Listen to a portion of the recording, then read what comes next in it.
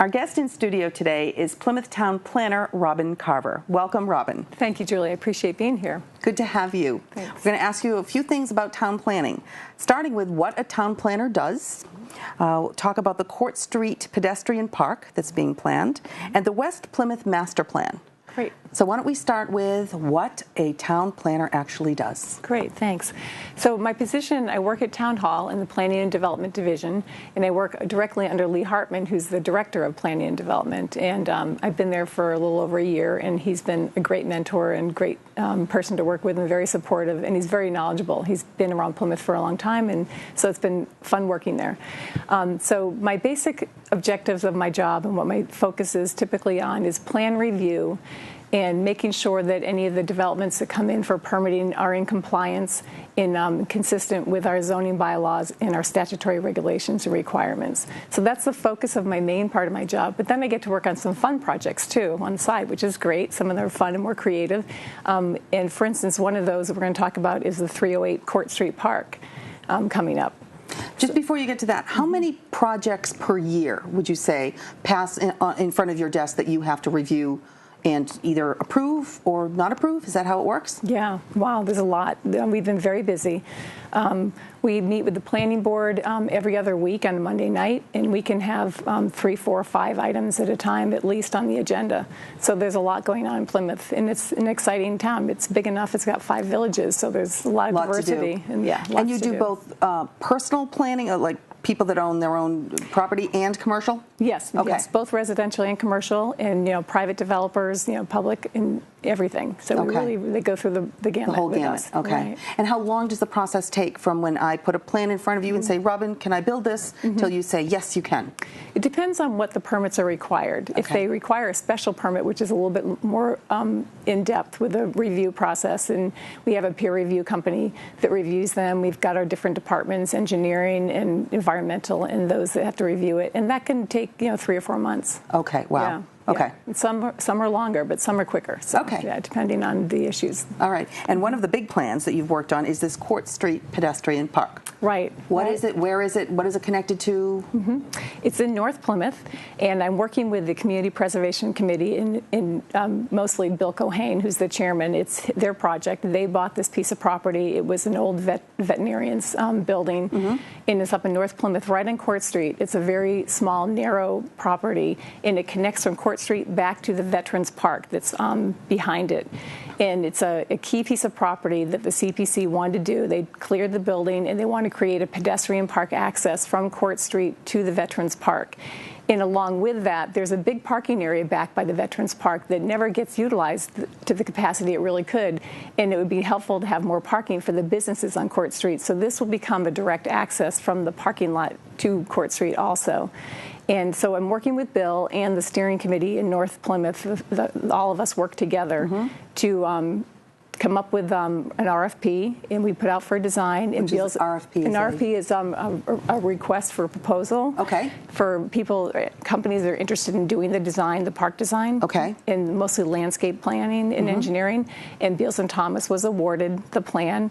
So Beals and Thomas and Bill Cohane and I are working closely with the steering committee and letting them know how we're going through the process. And I'm helping keep the timeline and a time process together so that we keep things moving forward. Okay. And it's a great design. Do we have a picture? We have a picture of we have a couple pictures. The artist rendition of the finished product. Right. Okay.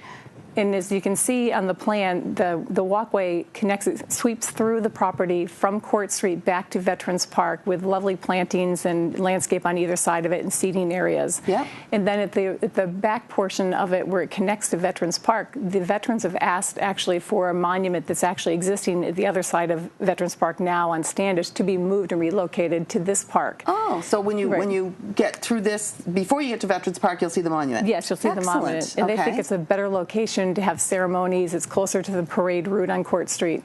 So it's going to be a beautiful park and a lovely connection from Court Street to Veterans Park. Beautiful. And that was grossly needed. Yes, it was. Very much so. And how many spots of parking are in that back parking lot that really haven't been utilized very well because there was no access to Court Street? Yeah, a lot. That's a good question. Probably, there's probably significant. 60. Yeah, very significant. Because parking is at a premium. It is. It is. Yeah. And all you have is what's along Court Street, and it's not very much. No, and there's so much back there that could be utilized if they have Right. good access. Okay. Yeah. And when will this project be done? We're hoping sometime this fall. End of summer, fall, be great. Has it begun? Has it actually started? Not the construction. Okay. They have to go through the procurement and the bid process, and once that's done and they identify who will be building it, then it will take a few months to get done probably. Okay. And But that's our focus. One other question on that. So let's use that as an example. From the time that was conceived in someone's mind Okay. to going in front of you to get to the point that it is right now, what was the time frame of that? So the CPC went to town meeting with an article to purchase it, and I believe, because it's before me, I believe it was 2013. So 2 years ago. Right. Okay. And then last summer, they were able to go in and raise the building and demolish the building that was there and clean up the site because it had some issues with hazardous waste and things like that. So that had to all get done. And then when that got done last summer, I kind of came on board with Bill and helped him create a timeline of keeping the process going of how we can get it done for this summer sometime. Perfect. In fall. Okay. So it takes a few years. Yeah, It's a process. Yeah. A lot of people don't know that, just how long the whole process is. Now, there's a whole bunch of villages in Plymouth. Can you tell me what there's 6? There's 5. There's 5 villages. What are they? And then tell me what a master plan is before we talk about the West Plymouth Master Plan. Okay, great. So there are 5 villages in Plymouth. We've got Village Town Center, Cedarville, Manomet, West Plymouth, and North Plymouth. Okay. And all the 5 villages have their own master plan under an umbrella master plan for the whole of Plymouth. Right. Okay. And over the last 3 or 4 years, each village has had their master plan updated, except for West Plymouth. Their last update was in 1993, so they're well overdue. Well overdue. Okay. Right. Right. Now, what does a master plan? What's in it? What it does is it identifies, mostly the key thing is identifying goals and objectives of that community and what they want to see happen going forward in their community. Okay. Each village has all kinds of resources. It has people. It's got everything in it, and how you pull that all together in a master plan. And there's like 5 or 6 sections typically of a master plan that cover different things such as infrastructure, maintenance and improvements, economic development, public places and recreation and parks, open space and environmental protection, and those kinds of things. In each section, we kind of dive into each one and kind of identify critical items and things that they want to see happen and develop those into a master plan. And does each village have its own budget, or does that all just come under the town of Plymouth?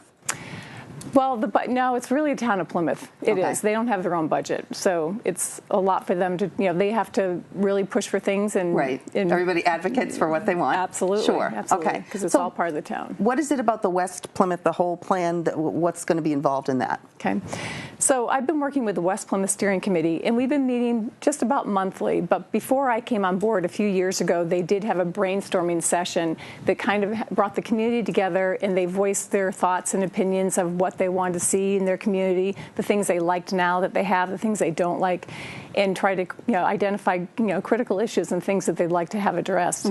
So a few of the bigger items that we're looking at now is, for instance, we've got the parks and the recreation and the public spaces right now. They're trying to do what they can to improve those and enhance those. They're looking for bathrooms and things like that, bike and pedestrian access to parks, so we can have a better linking system, not only just for vehicular but for bicycles and pedestrian access. Sure. Infrastructure, maintenance and improvements. There are some locations in West Plymouth that they are concerned about with safety and safety crossings and lack of sidewalks and things like that.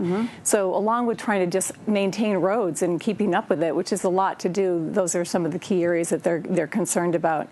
And then we've got economic development, which is a critical part of West Plymouth because they do have a lot of great commercial. They've got the industrial park, they've got the mixed commerce areas, and there's quite a bit going on out there. And it's important that we do that with good planning and bring in good businesses that will help support the community, bringing in a good tax revenue, tax base, bringing in jobs and great services. Like we've seen a lot of medical industry come, and those kinds of things are really important for our economic development. And we want to make sure it gets done well. Right.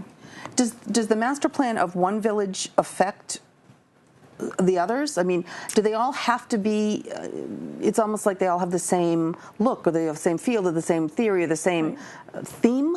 Or are they totally separate? Well, it's interesting you said that. Some of them do overlap a little bit, but most of them really feel their own identity is very critical and important to them, and they want their own identity. They're proud of their village, and they want it to be their own. Sure. Mm-hmm. Now, are there any other master plans that have been worked on recently?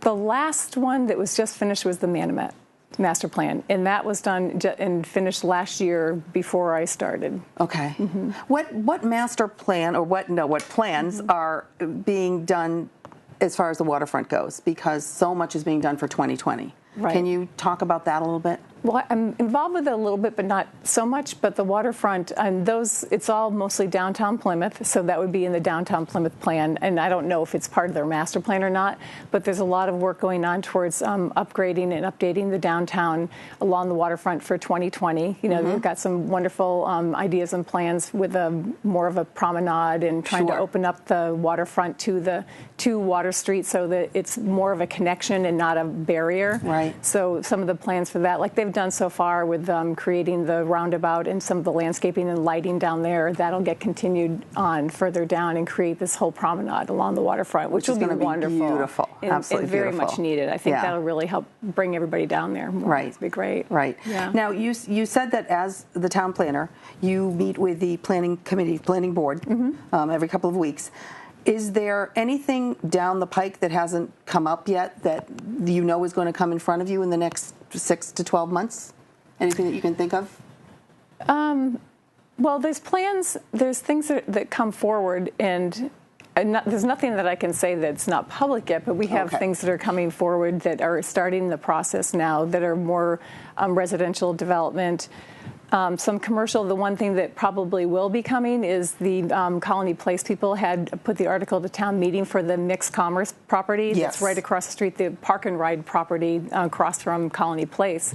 Excellent. Right. So they did get awarded that through the town meeting to have that rezoned to mixed commerce. So what they're wanting to do there is to do something that's very reflective of what they've done on the other side of the road, because that's an eyesore there right now. It's really not that appealing. And that'll end up being beautiful, just like Colony Place is. Absolutely, and that's their focus and what they're going to be doing there. So I think that, and there's just been going through a site plan review for one of the car dealerships in Colony Place that have been on the books kind of for the last year or so, trying to get that figured out. So that will probably start to happen. Okay, and that'll be down the road. Yeah. Okay, so lots to look forward to. Yeah. Okay. Yeah. Well, thank you so much. We've learned a lot today. Well, thank you. I'm sure we'll have you on again. Great. Thanks so much, Julia. Appreciate it. Thank you.